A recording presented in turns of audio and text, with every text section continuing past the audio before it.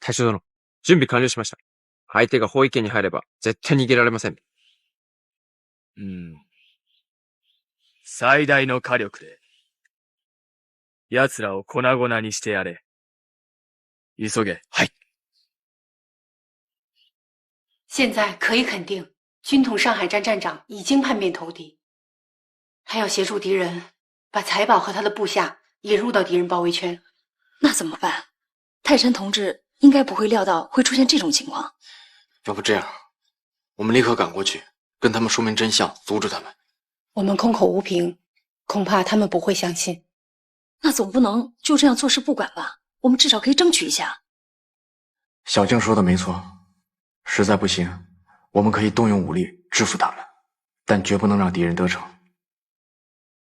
那我出去联络一下其他的同志，做好一切应战的准备。好，要小心。于老师，现在情况紧急，我们还是先和泰山同志取得联络，让他尽力阻止事态发展，同时也让他有个思想准备。你看呢？这样也好。走。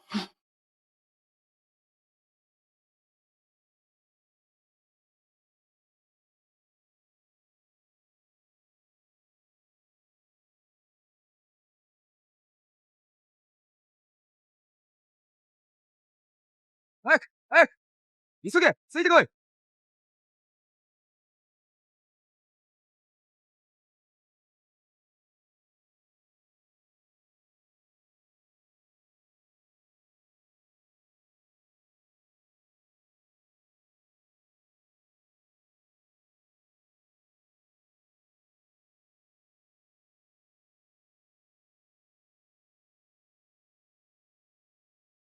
鬼子撤退了。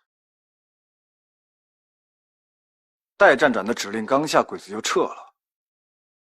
哎呀妈，这不是老天爷都帮咱了吗？可是镇长让咱们把这财宝送到上元门呢，这怎么送啊？可惜了，那辆卡车让咱俩扔水里了。鬼子的目标还没有达到，他们就撤了。你们不觉得奇怪吗？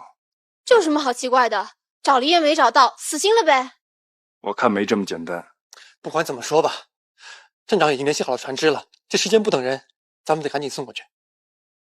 我跟三儿去弄辆卡车，你们几个盯在这儿。我也去。你留守，我们半小时后一定回来。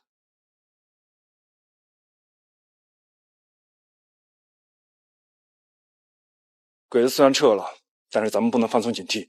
俊杰、小菊，你们俩去外面警戒，我看一下戴站长有没有新的指示。好。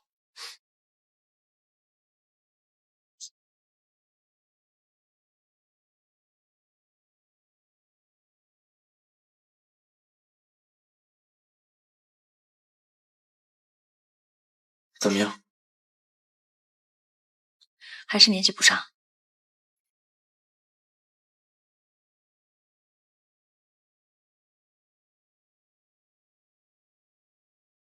联系上了。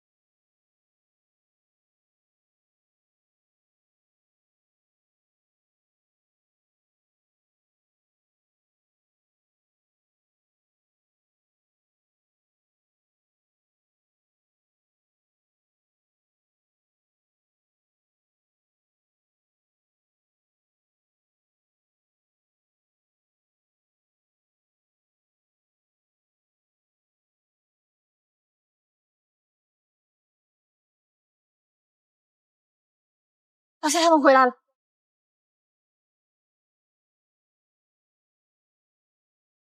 走。这么说，你是共产党？是。难怪你知道财宝在哪儿，还带我们藏在这里，现在又故弄玄虚阻止我们转运。看来一切都是你们事先安排好的，我们不过是你利用的工具。金杰，你别这么说，我是共产党，但共产党的宗旨是救国救民，避免财宝落入敌人之手，这是我们的共同目标。说，你们下一步计划是什么？金杰，老夏，他虽然不是敌人派来的，但也是奸细，是党国的敌人。金杰，到底谁是党国的敌人，我相信很快会有定论。但是为了确保国宝不落入敌人之手，这次你们必须相信我。相信你，把财宝拱手送给共产党。把枪放下。放下！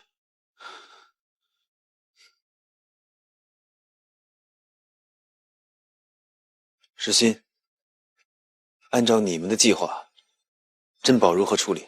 我已经和我们的组织联络过了，他们提议由他们来负责转运国宝，保证安全的送达重庆之后交给国民政府。保证？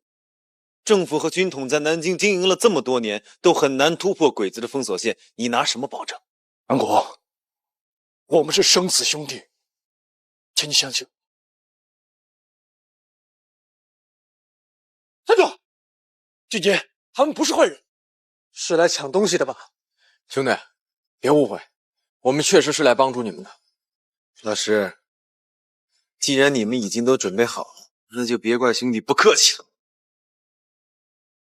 把枪放下！这就是我之前跟你们提过的上海行动组的组长夏安国。先把枪放下。夏组长，请别误会，我告诉你实际情况，你们的戴站长已经叛变投敌，现在他和日本人在上元门已经布置好了陷阱，就等待你们的到达，一举消灭你们，并夺取财宝。实际上，从水路根本无法运出这批物资。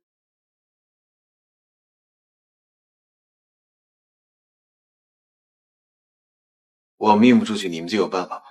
没错，夏组长，这位是我们新四军第4支队的杨团长，他正好在南京执行任务。他的游击队已经打通了一条通道，走陆路，由安徽到武汉，再由武汉转入水路。我们保证把物资安全地运送到重庆国民政府手中。说的不错，我怎么信你们？老夏，别跟他们废话了，赶紧走，否则别怪枪子不认人。冷静，冷静！安国，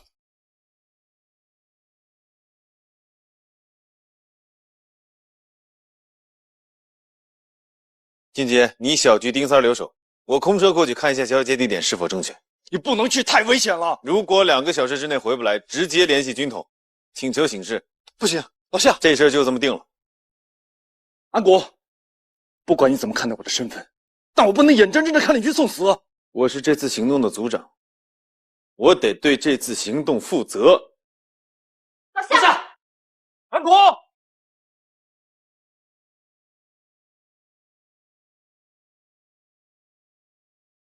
按你们的计划，物资怎么运走？我们已经合计好了，利用鬼子的卡车把这批物资送到紫金山，那里有一条秘密通道，可以安全出城。出城之后，再把这批物资化整为零，穿过游击区，抵达安徽，那里有我们的根据地，再次转运不成问题。20天之后，完全可以到达。那拜托了。老夏，你出去一会儿怎么跟变了个人似的？你怎么了？俊杰，相信我，你别被骗了，镇长怎么可能会投敌呢？纯粹是胡说八道。我也不相信戴站长会叛变，但我和三儿出去的时候已经发现鬼子暗中加强警戒。如果按照戴站长所说的，风险太大，他们的方案更为可行。安国，你好好想想，他们新四军刚刚成立不久，正是缺衣少粮的时候，他们正好可以把这件事情已经定了，我会向戴站长当面解释清楚，一切后果我负。你这么做，等于把国宝拱手送给别人，你还有什么脸面见站长啊？你放心，我说到做到。好，我在上海等着你们，希望你不会食言。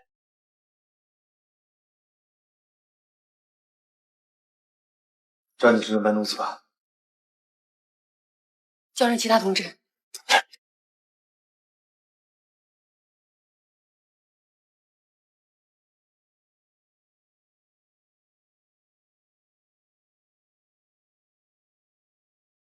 隊長殿、約束の時間になりました。どうして来ないんでしょうか。敵が慎重すぎるのかもしれない。だが長官の命令に従わないわけにはいかない。続けて待とう。はい。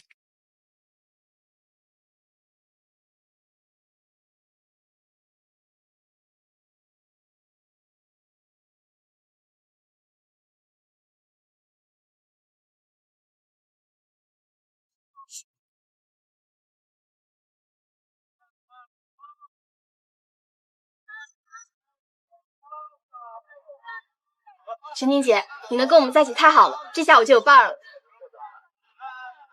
前面就是城门了，大家出城的时候注意警惕，不要暴露。我已经在城外安排好了车辆接我，走吧。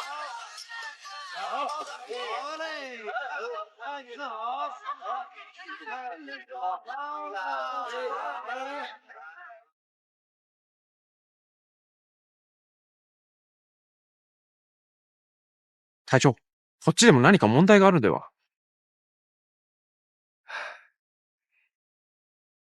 待ち伏せしろ。現れるまで待とう。はい。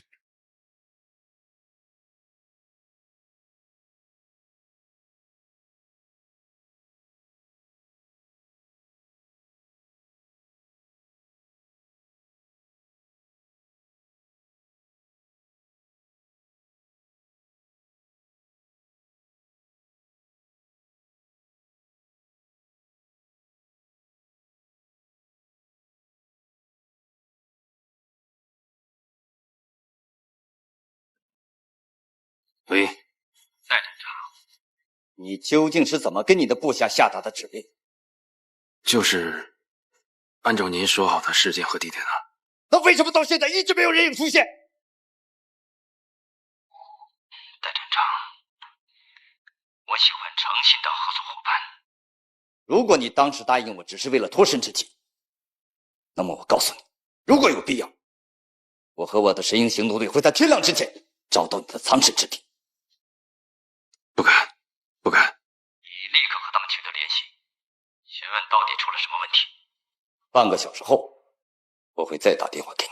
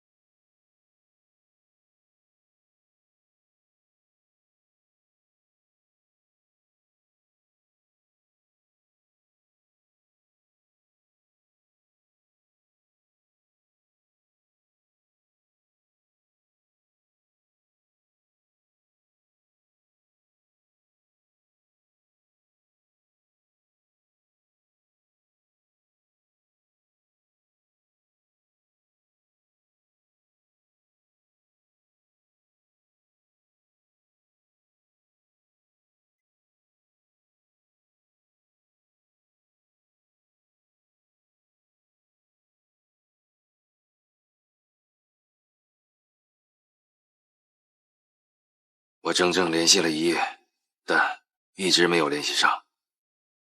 戴先生，我依然相信你没有骗。没有，绝对没有。我分析你的部下之所以出现意外，极有可能是他们过于小心谨慎。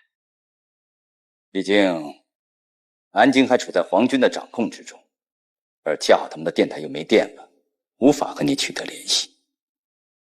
我想，一定是这样的。如果是这样，他们今天一定会想办法和你取得联系。你务必指示他们今天继续把物品送到既定地点，明白吗？明白。如果有什么新情况，要第一时间通知我。戴先生，这其中的利害关系，我不想再多说了。我明白，一定。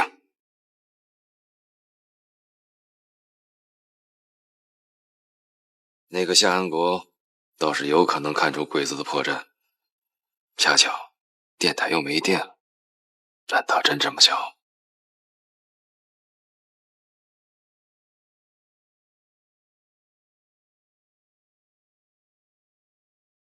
没想到啊，石鑫堂堂一个国军上校团长，竟然是共产党！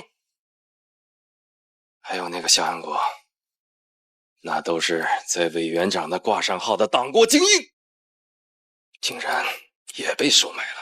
站长，夏组长没有叛变，他这么做也是为了能够把物资顺利送到重庆。没有叛变，没有叛变，怎么跟着他们跑了？对了，当时你为什么不控制住他们？我当时觉得，如果他们能够像承诺的那样，把财宝安全送到重庆的话，这也是一件好事儿。毕竟鬼子封锁了长江，走水路真的是十分危险。所以，你宁可相信共产党新四军，也不相信我这个站长是吧？我不是这个意思。石鑫，夏安国。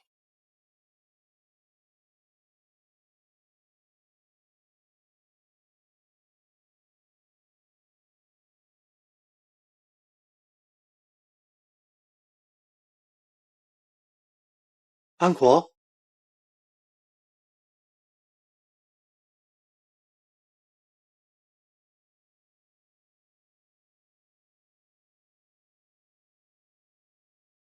站长，安国向你复命。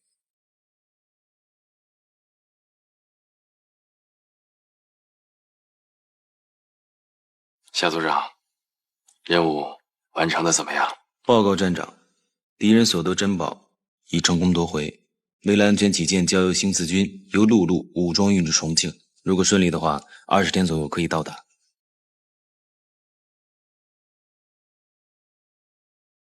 哦，那为什么没按照我的要求，把东西运至上远门仓库呢？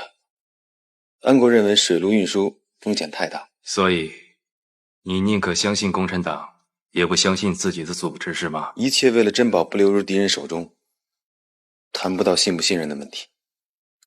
你这是谋反！我命令你，马上把东西给我追回来。珍宝已运出南京城，由安徽。少他妈跟我废话，马上给我追回来！已经来不及了，而且为了珍宝的安全起见，安国也不会那么做。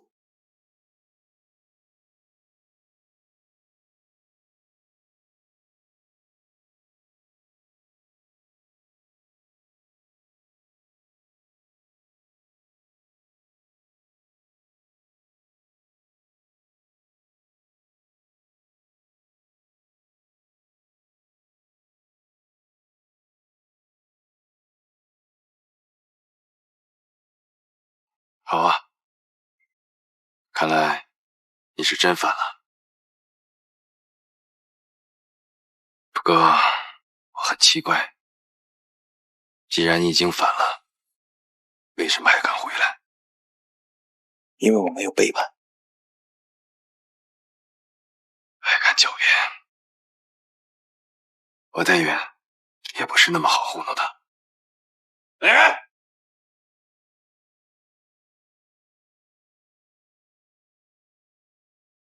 放下枪，不下。事情总会弄明白的。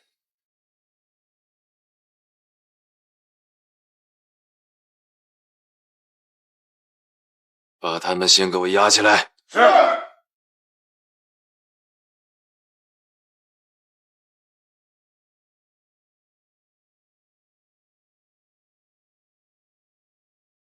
站长，他们……你先出去。是。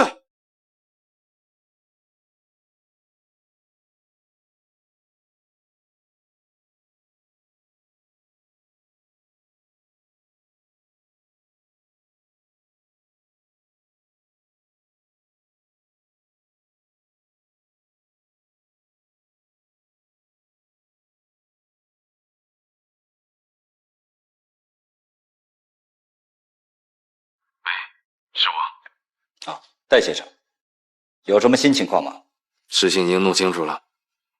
快说。我的部下竟然是共产党，东西他们已经交给新四军了，现在已经到了他们的控制范围。报告。不过我抓住了一个，我相信只要顺藤摸瓜，事情会有转机的。戴先生，我立刻到上海与你商讨下一步行动。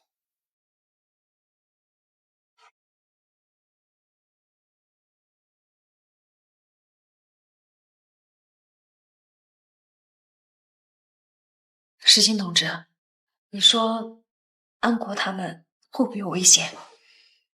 据我所知，戴元此人是个利欲熏心之辈，经常利用自己的特殊身份与商人做一些不法勾当，所以与日本人勾结的可能性极大。如果真的是这样的话，那他们可真就凶多吉少了。但我相信安国一定会见机行事的。另外，我会用他们的电码保持监听，及时探听消息。那他们会不会更改密码？极有可能。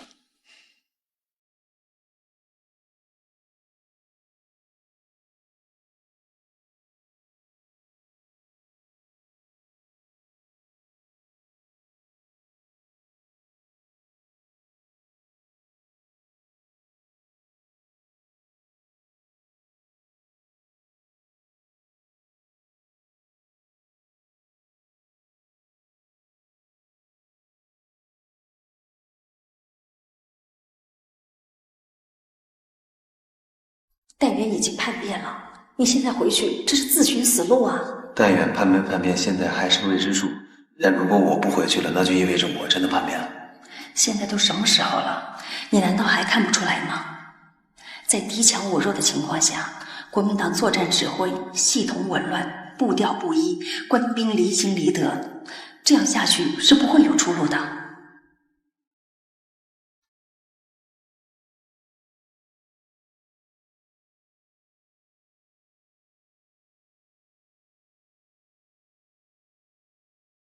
日本人会做什么？这个夏安国和石鑫会不会知道我已经投靠了日本人？为了以防万一，看来只好全部灭口了。这个夏安国立过大功，还救过委员长的命，除掉他会产生什么样的后果呢？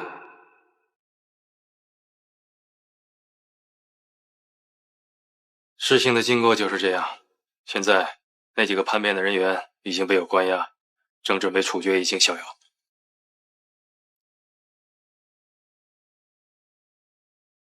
戴先生，看来咱们之间的确是一场误会。既然事情不可控制，而且已经发生，现在要做的是尽最大努力去补救。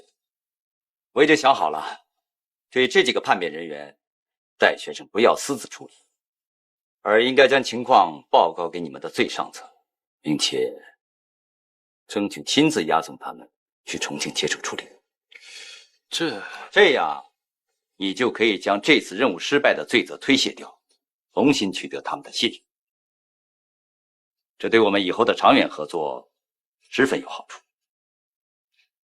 而且，我和我的一批精锐队员也将以戴先生部下的名义跟随你到重庆。你们去干什么？当然是为了补救这次任务的失败。戴先生，你知道的，丢失的物资是金百合计划中的核心部分，数目和名单已经上报给了天皇陛下，有一丝一毫的短缺，就必须用你我的脑袋去填补。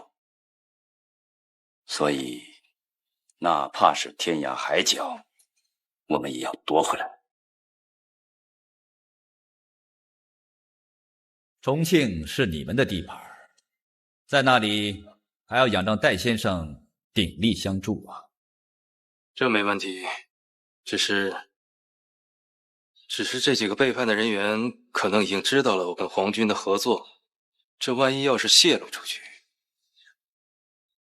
这个很简单，我们在半路上把他们除掉，理由嘛，共产党前来营救，交火中把他们打死了，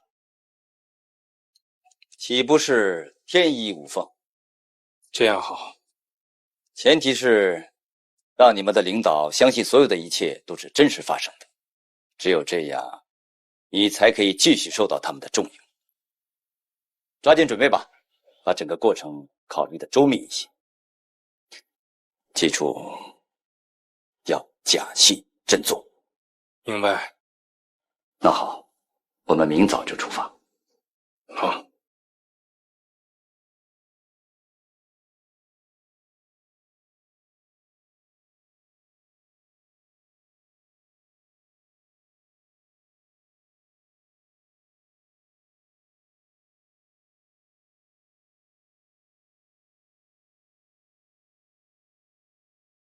怎么样？有消息了吗？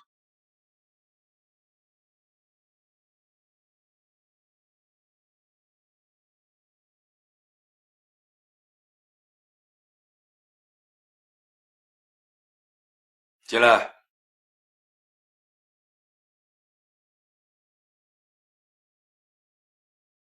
站长，您找我。来，坐。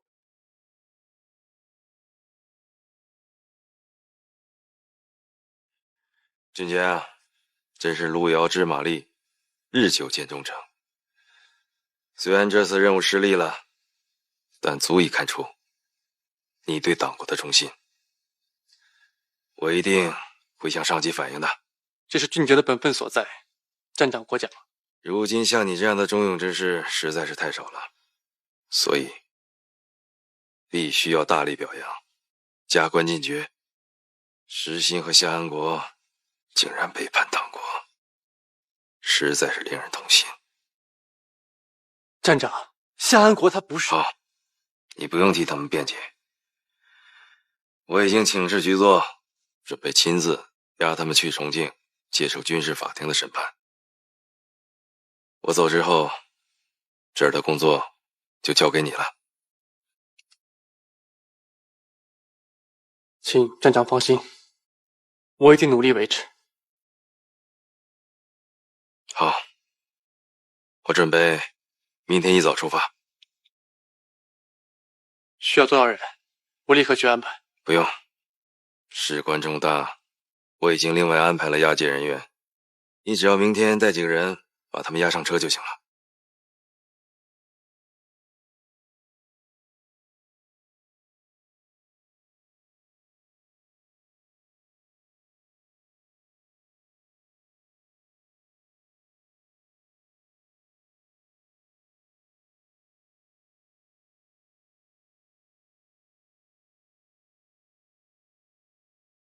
天都亮了，老夏，你不会一夜都没睡吧？天亮了，谁没睡啊？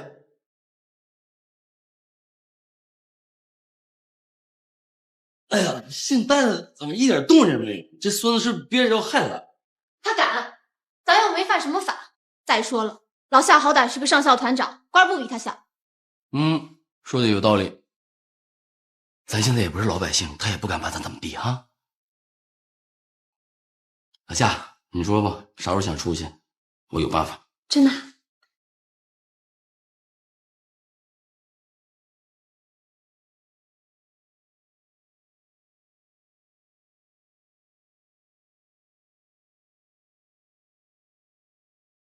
夏组长，请吧。去哪儿啊？奉命带你去重庆接受上级处理。重庆行啊，听说那地方火锅挺好。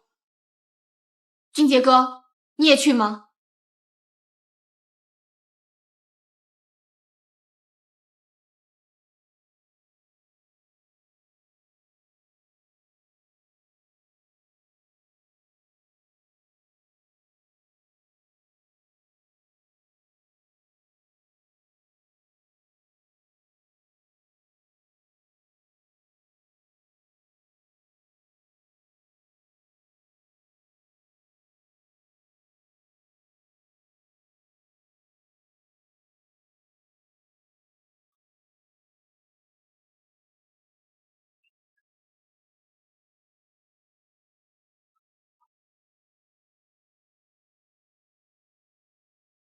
放心吧，我会还你个公道的。安国问心无愧。为了安全起见，一会儿要委屈你们一下。上车之后把他们绑起来。是。三儿上车。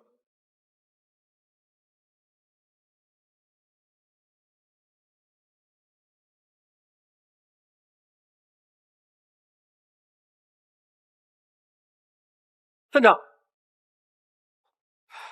这句话我还是想说，夏安国真的没有叛国，他也是想把这批物资。我心里有数，我走以后，站里的事情就交给你了，千万别出什么乱子。等我回来。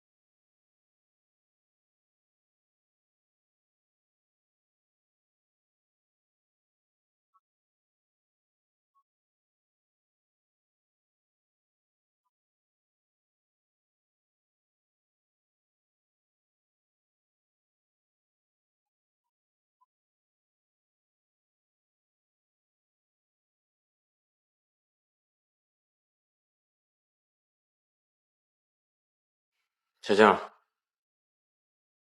小静，啊，你看，这是华东自来水公司要求做的账目，里边有几个简单的加减都错了，以后用点心啊。我再检查一遍。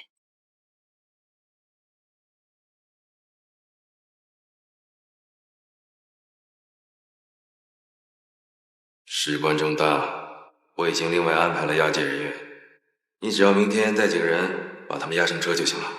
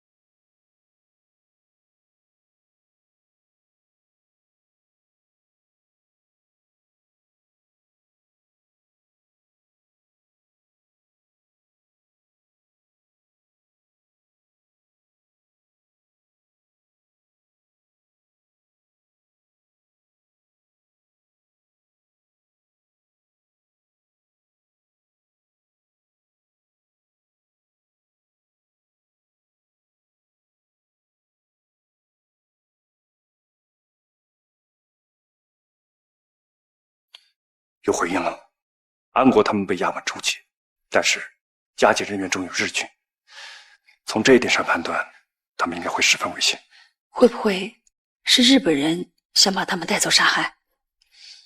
应该不会这么简单，否则的话，戴远就不用亲自出面，他暗中交给日本人就好了。我猜测，日本人应该会在半路下手，然后跟着戴远去重庆执行什么秘密行动。他们潜入重庆，一定是想把那批财宝再夺回去。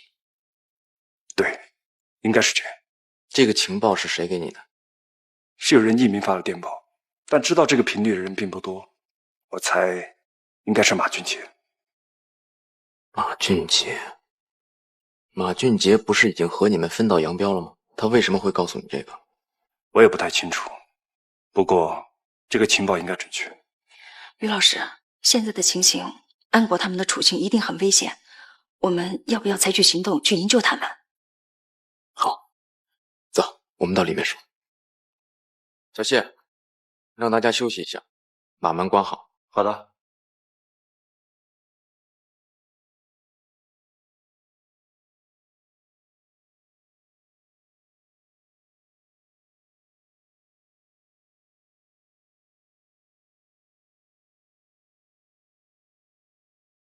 于老师，我们得赶紧想想办法，该怎么营救他们。小静老师，我作为地下情报点的负责人，我想首先表明一下我自己的观点。夏安国、林局还有丁三，他们深明大义，这一点值得肯定。但不管怎么说，他们毕竟是军统的人，我认为我们不便插手。夏安国他们是为了保护国家财产才遭到陷害的，我们总不能见死不救吧？我这样做是为了我们自身安全考虑。那他们的生命安全呢？就不用考虑了。我说过，他们的遭遇我们表示同情，但鉴于双方的立场，为了避免更大的麻烦，我们不便插手。可是现在问题是，戴远他已经投靠日本人了，现在是日本人要杀害他们，这难道也是国民党内部的事情吗？也不用考虑了。小静，你冷静点，我理解你的心情。我知道你跟夏安国之间有私人感情，但那是以前，现在他是军统头目，军统杀了我们多少共产党人，你知道吗？如果我们冒险去营救他的话，我想组织上也一定不会答应。夏安国他参加军统，他是为了更好的打日本鬼子，他没有做过任何坏事情。谁会承认自己干过坏事？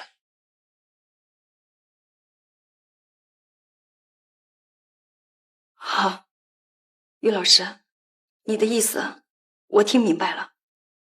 你放心，我陈静绝不会连累党组织，我自己去救他，就是死，我要和他死在一起。小静，你站住！你别忘了，你是一名共产党员，你要服从组织纪律。于老师，作为一名共产党员，我知道我应该服从命令，遵守纪律。可是作为一个女人，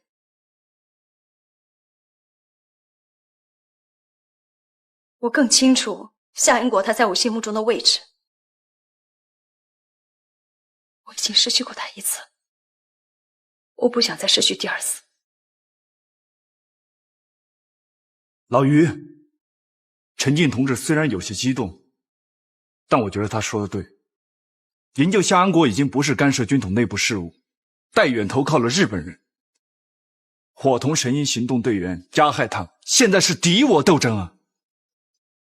如果对于那些曾经帮助过我们的人，我们却见死不救，那么以后还有谁会愿意来协助我们？夏安国还有邻居丁三儿，是和我一起经历过生死的朋友，也是我动员他们加入军统的。他们有没有做过不利于我党的事情，我最有发言权。而且夏安国是最优秀的抗日战士，如果他能够加入，对我们以后的战斗有着极大的促进作用。所以我决定参加陈进同志的救援行动。老于，情况紧急，你还在犹豫什么？那既然这样，我也就只能冒着被组织处分的风险了。谢谢你，于老师。好，别说了，时间紧急，我们赶紧商量一下营救计划。军统从上海到重庆的路线是基本固定的，一般是由上海的一个市区到达郊区的一个叫罗津的小村，那个小村会有一个秘密联络点，由秘密联络点负责到达水路，然后由着长江到达重庆。虽然这次有日军的加入，但是为了假戏真做，我相信戴远一定会走这条路。所以我觉得在渡口附近实施伏击是最把握的。那他们会不会在到达渡口之前就采取行动呢？不会，戴远必须让联络站的人看到他们确实押着要犯，然后再伺机杀害，否则的话，他们不能够打消军统局对他们的怀疑。好，既然这样，那我们马上联系上级组织。对，尽量的获取更多的援救力量。好，我马上联络。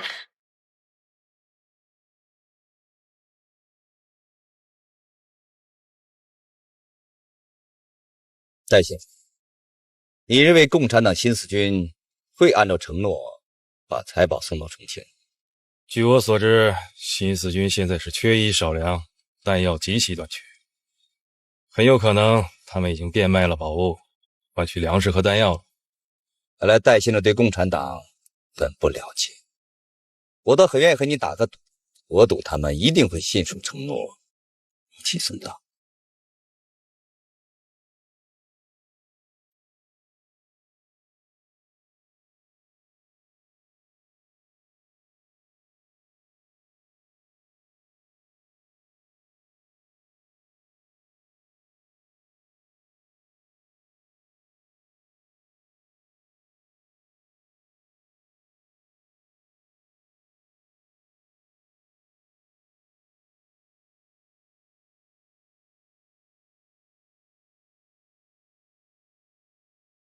安国，能做的我都已经做了，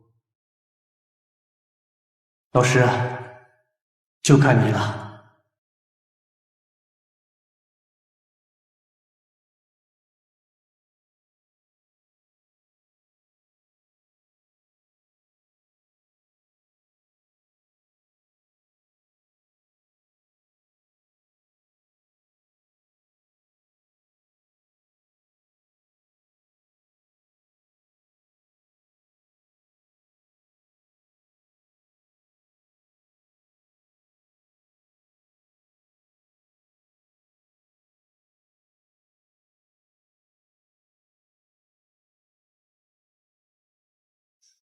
前面就是渡口了，我们将从这里沿水路到达重庆。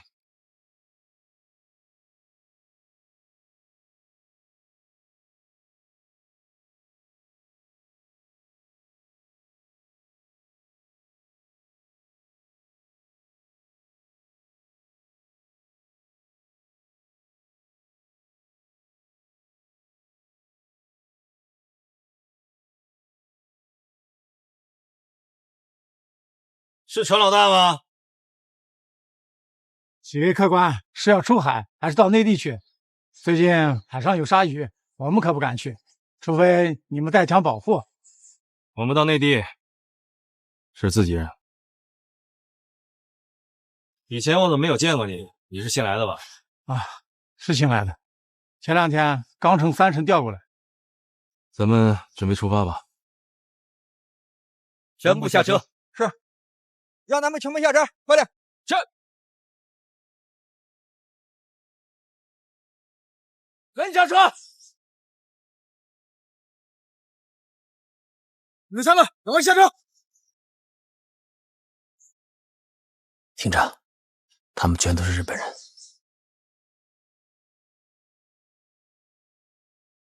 行。磨叽什么？赶紧下车！来了，是不是胳膊绑着不得劲吗？速度干掉最近的鬼子，想办法脱身。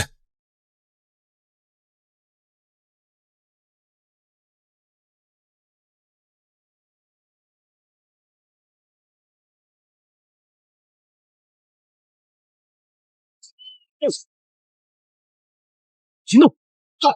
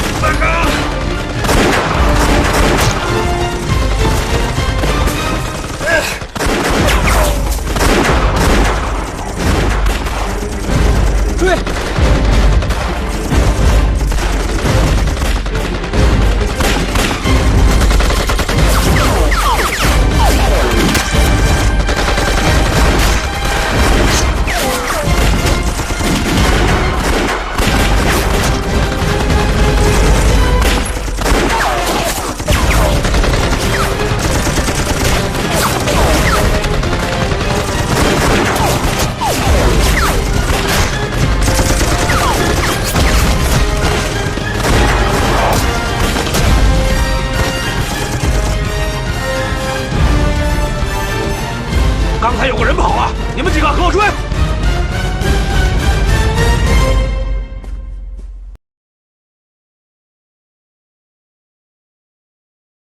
走。安国，安国哥，没事吧？是小静，你们怎么来了？抖音呢？把枪放下！把枪放下！放！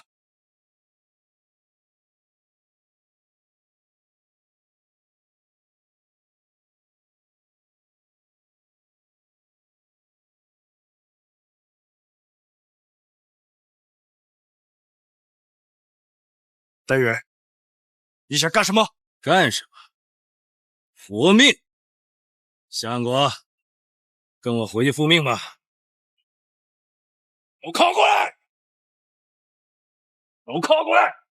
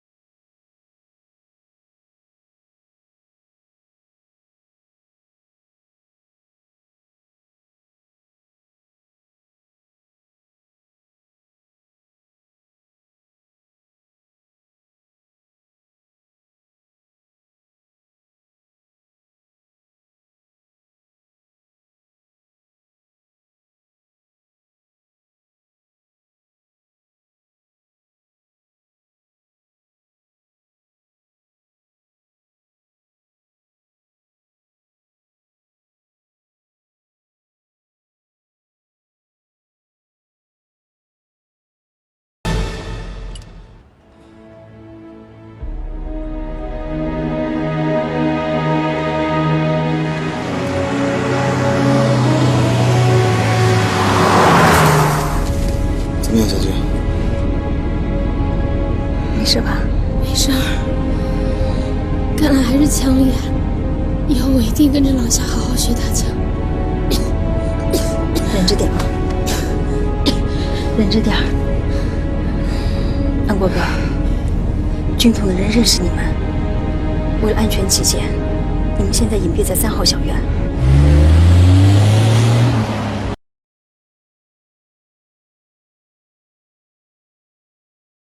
快去里屋！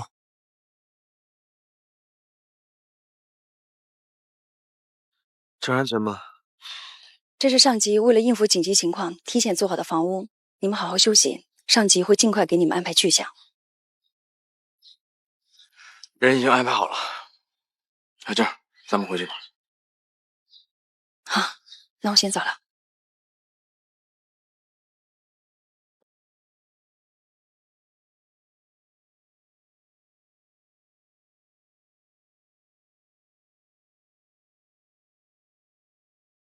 安国，这次让你受苦吧。谈不上，你们的情报是准确的，戴远投靠日军，整个上海站已经瘫痪。可是军统局已经把所有的罪责都归到了咱们的头上。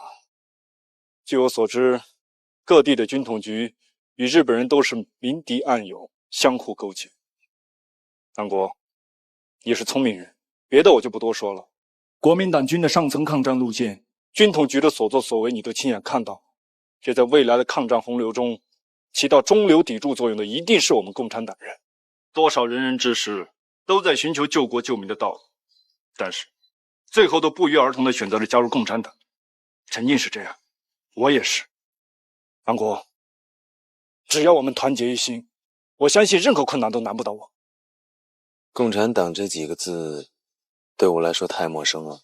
马克思在《共产党宣言》中指出，把接受科学社会主义指导的工人阶级政党称为共产党。在我们共产党人的领导下，全体劳动者共同拥有生产资料，共同生产，共同创造一个平等而富足的世界。那会是一个什么样的世界呢？这样吧，我那儿有本书，我一会儿拿给你。书《共产党宣言》。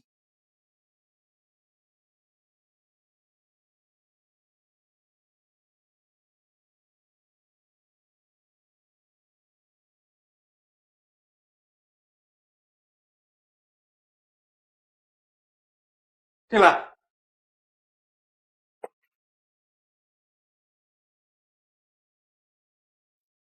老何，坐。哎呀，恭喜马站长高升啊！有什么可恭喜的？不过是带弟兄们维持局面而已吧。哎，你不要小看了副站长这个职位。一般情况下呢，都是先委任一个副的，过一段时间没什么大问题，顺理成章提拔成正的。老何，安排弟兄们提高警惕，这几天停止一切活动，千万别出岔子。郑站长很快就到了。什么？上面派来了一个郑站长？谁呀？好像是一个叫齐莲娜的女人。齐莲娜？黑莓要来上海当站长？哎呀，那可是一个厉害角色啊！齐莲娜就是黑莓，黑莓就是齐莲娜的绰号。悄然夺命如无常，恰是毒蛇人难防，说的就是他。上头派黑莓来当站长，一定是为了抓捕叛徒夏安国和石鑫，这下他俩铁定要倒霉了。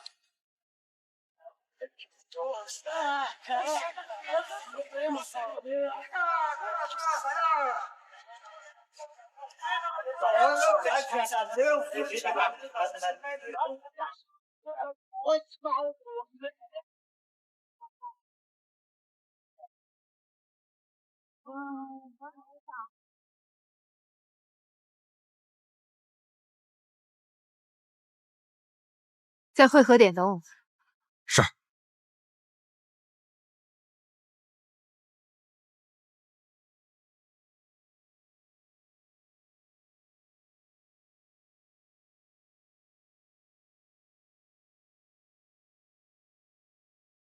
立马是748班。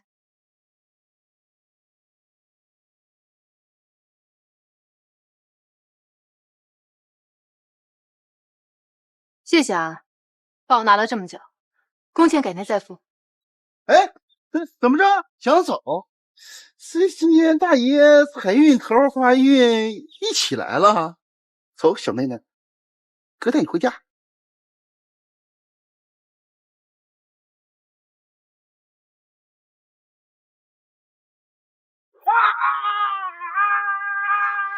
赶快找个医生看看吧。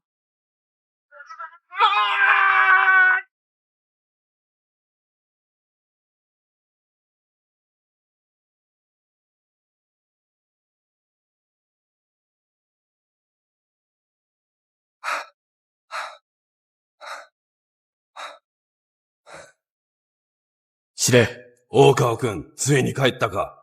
私は。何も言うな。すべてわかっている。一度の失敗が何だと言うんだ。私一人でも重慶に潜入し、骨董を奪い返します。私は全力で、君に協力するぞ。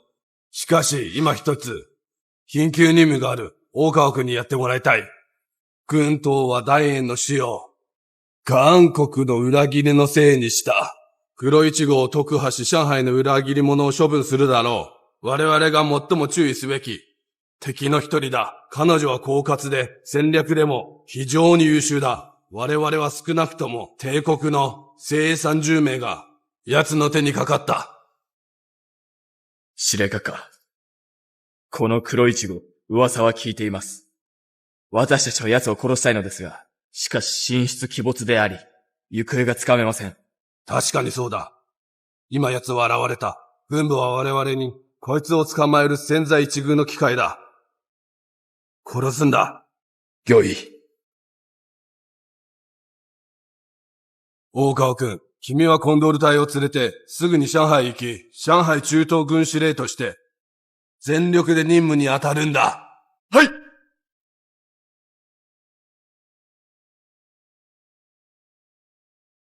我想大家都应该知道我这次来的目的。戴站长以身殉国，党国又出了石鑫、夏安国这样的叛徒。我这次来的目的很简单，就是要铲除叛徒，以整肃军情。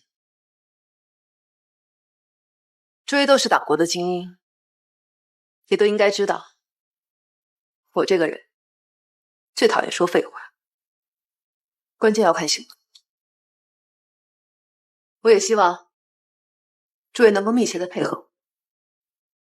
老何，你带第1分队到上海的各个路口进行监视，要防止他们外逃。好。不过，如果他们坐车辆逃走的话，我们是不能光明正大的检查他们的车辆的。现在只有日本人才有这个权利。除了日本人之外，上海还有其余的势力可以协助我们，我会安排。其他人分散到上海的各个路口，以捕捉他们行动的蛛丝马迹。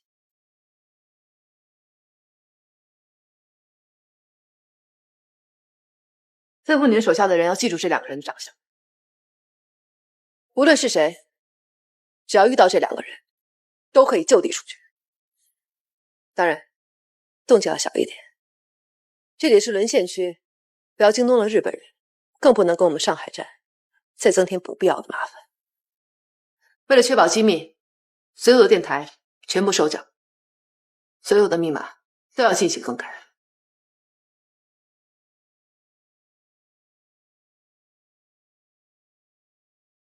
这是我到任后的第1次任务，我只许成功，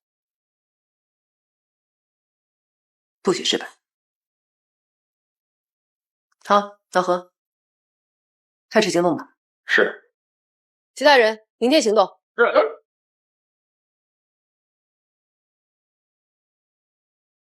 马站长，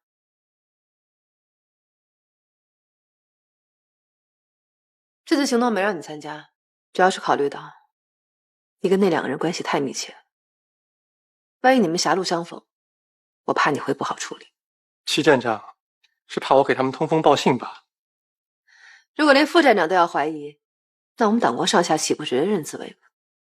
放心，我没有那层意思。合作愉快。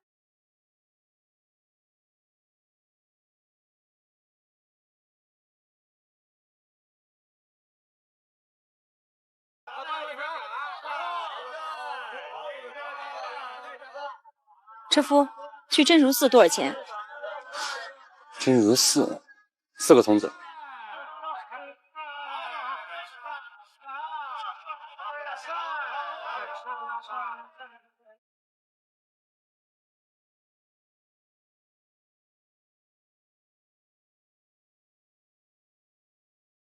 停一下，停一下！小姐，你们到真如寺吗？这还没到呢。不用了，我就在这下，给你钱。谢谢谢谢。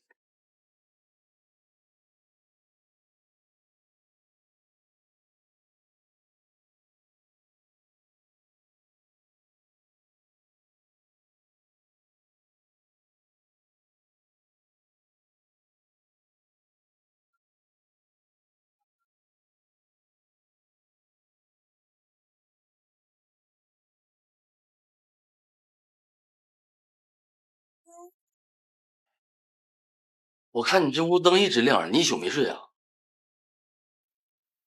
哟，看书呢，有什么新的体会？给我们俩说说。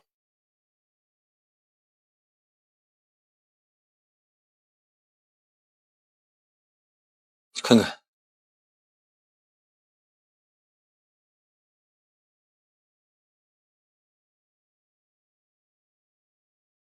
哎，来了，来进来，我拿。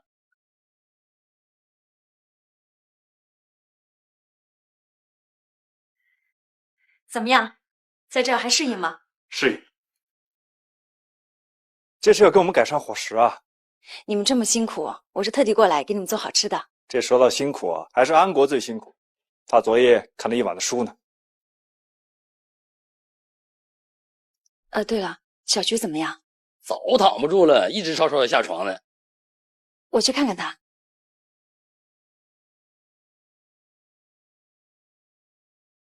小菊，陈静姐，哎，别乱动，别乱动。怎么样，伤情好些了吗？早就好了，他们就是不让我下床。大伙儿这也是为你好啊。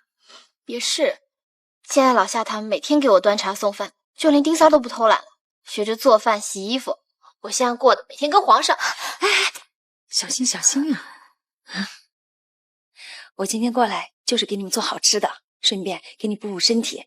你要乖乖的，不许乱动。听话啊，别动啊。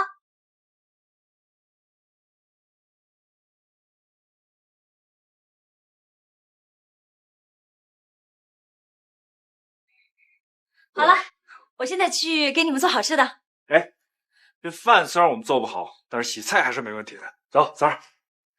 哎，你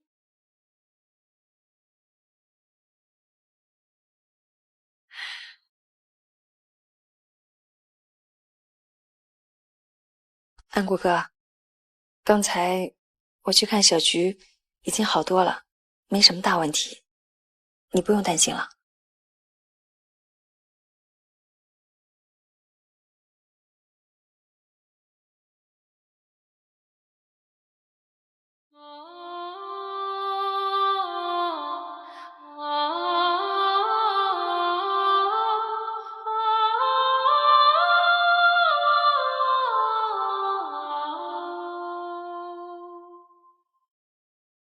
小静，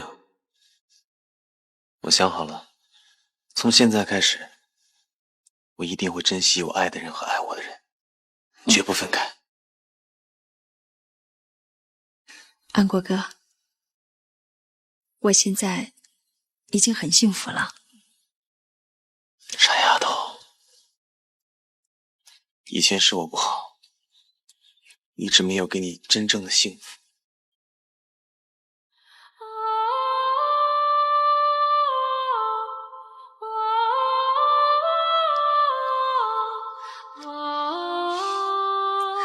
安国哥，我不需要什么荣华富贵、锦衣玉食，我只要能跟你在一起，这就是我一生中最大的幸福。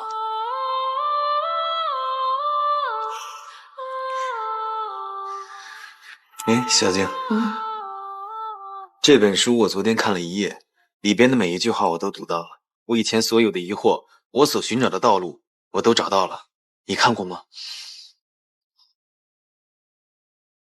怎么样？有没有考虑加入我们的队伍啊？我跟老师做你的介绍人怎么样？我可是军统的人啊。军统的人怎么了？都是为了打鬼子呀！更何况还是石心介绍你们加入的呢。